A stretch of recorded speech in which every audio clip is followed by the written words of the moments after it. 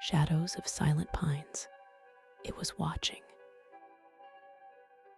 When the fog came earlier than the forecast said it would, Claire felt as if the town had exhaled without telling her.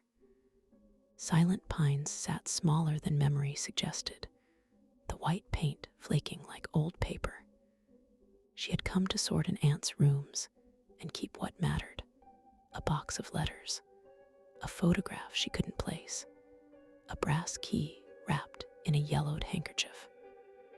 The first night, the house simply watched her watch it, its hours heavy, the ordinary sounds of settling like someone shifting in a bed.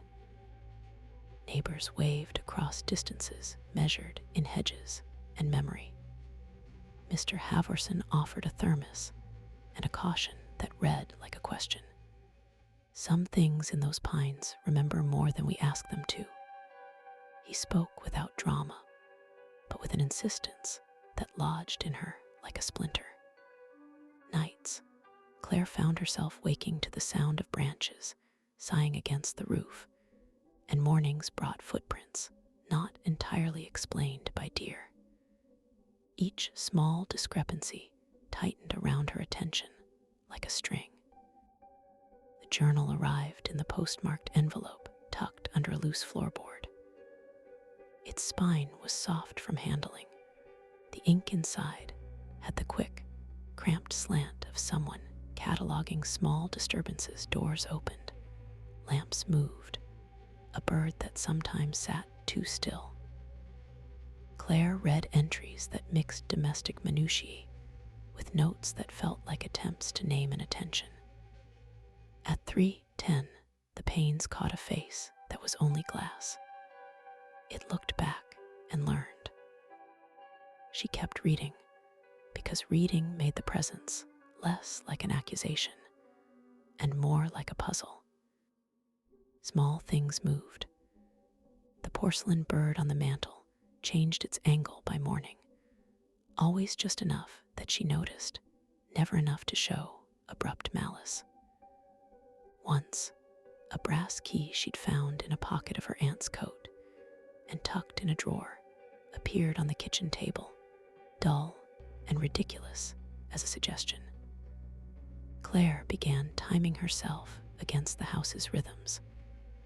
The way the stair creaked on the third step at 11, the way the old lantern breathed light across a floorboard at 3:30.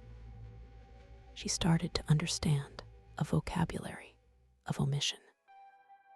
Sleep thinned to shapes. Dreams mirrored sunlight through pines, but smudged the edges. A figure standing at the tree line that dissolved when she blinked, or a window where the reflection lingered too long. People in town mentioned the pines like a weather. They settle early this year. Claire found herself checking windows reflexively, not to look out, but to see how she looked back. The mirror's answer felt colder than she expected, as if recognition was a barter, and she had already given too much. She tried to make rules. No wandering after dusk. No listening at the attic door. She kept the lantern lit in the hallway and read the journal aloud like prayer until the sentences began to sound like doors opening. Once, something tapped at the kitchen window, gentle, knuckle-soft. Her breath quickened and then stilled into a dull acceptance. It was a sound the house could make now, a small punctuation.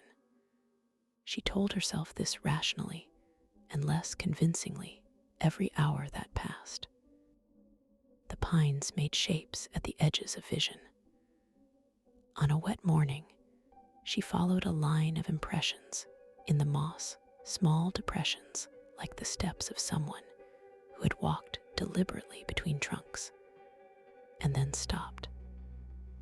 The moss closed over them again as if embarrassed, but their existence had already taught her to suspect the visible world. She began leaving small offerings of sorts, crumbs of bread, a ribbon tied to a branch, less to appease than to mark a conversation in which she hoped to understand whether she was speaking alone. One evening, Mr. Haverson came by with a lamp and a story that held together like a loose net. Long ago, he said, someone had lived between the trunks of the oldest pines, an ordinary person who had become a careful observer, until the act of observing rewrote how the world responded. You can watch too much, he told her quietly. It will send you questions until there is nothing left to answer but looking. His face, lit by the lamp, seemed to contain many winters and small regrets. With a stubbornness born of loneliness, Claire set a rule. One night, she would go into the pines and stay until she understood whether she was being observed or merely imagined it. She prepared boots, the lantern, the brass key safe in a pocket, and walked until the house was a pale rectangle swallowed by trees. In the quiet, her own footsteps sounded like a challenge. The pines held their breath, and the world shrank to the cone of lantern light and the small rustle of needles. Deeper, the forest arranged itself into a space that felt designed to prolong attention. Branches arched like backstops for the eye. The depressions she had followed earlier opened into a crude ring, twigs woven, small branches set upright, as if to suggest boundaries. In the center lay nothing but a patch of bare earth and a single, carefully placed porcelain bird, its cracked wing catching lantern glow. Her pulse spiked at the intimacy of the placement. Someone had paused and left a token that made the forest feel domestic and deliberate. She listened for the sound of footsteps that might mean company, but all she heard was the night making the ordinary noises of wood and animal. Yet, as she adjusted the lantern, a fraction of movement at the tree line pulled at something inside her mind. A sliver of symmetry where darkness had arranged itself to look like a face. She told herself it was the brain's gift for pattern, a survival trick. The rational thought arrived with a tremor, pattern or no pattern. Something deliberate had left the bird where she could find it.